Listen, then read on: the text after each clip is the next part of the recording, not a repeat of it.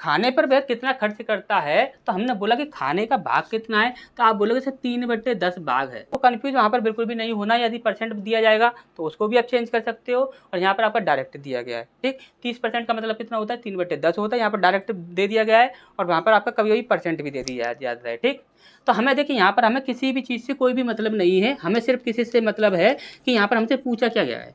तो हमसे यहाँ पर पूछा क्या गया है कि खाने पर कितना खर्च करता है। यदि वह खाने पर खर्च करता है तो यहाँ पर देखिए खाने का भाग कितना है, 3/10 है। हमने बोला हमेशा ही आपको क्या बोला है कि यहाँ पर नीचे वाली जो वैल्यू होती है वो आपकी फर्स्ट वैल्यू होती है। देखिए समझ लीजिए, समझाने के लिए बता रहे हैं, वरना क्वेश्चन तो आपका पहले ही सॉल्व हो चुका है। यहाँ पर क्वेश्चन सॉल्व करने की जरूरत नहीं है, क्वेश्चन तो आपको सॉल्व ही नहीं करना है, सिर्फ हम आपको समझाने के लिए बता रहे हैं कि आप अच्छे से इन चीज़ों को समझ जाओ।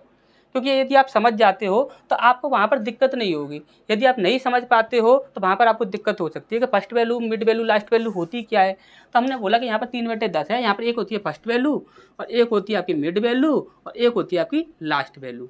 हमने बोला कि यहाँ पर देख क्या कर रहा है, वो खर्च कर रहा है।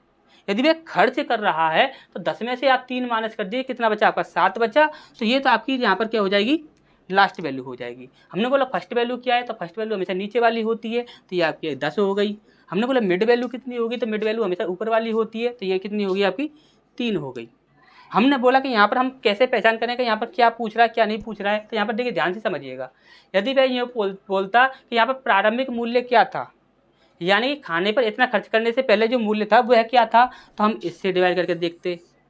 हमसे बोला गया है कि यदि यहाँ पर ये बोलता कि खाने पर खर्च करने के बाद कितना बचा, कितने रुपए बच गए, यदि ये बोल देता कितने रुपए बच गए, इतने रुपए, यानी कि जो भी पैसा था उस पर हमने यार खाने पर इतना खर्च कर दिया, तो फिर उसके बाद कितना पैसा बचा, यदि इस प्रकार से बोलता तो हमारी वहाँ पर लास्ट वैल्यू के लिए यहाँ पर बात करता।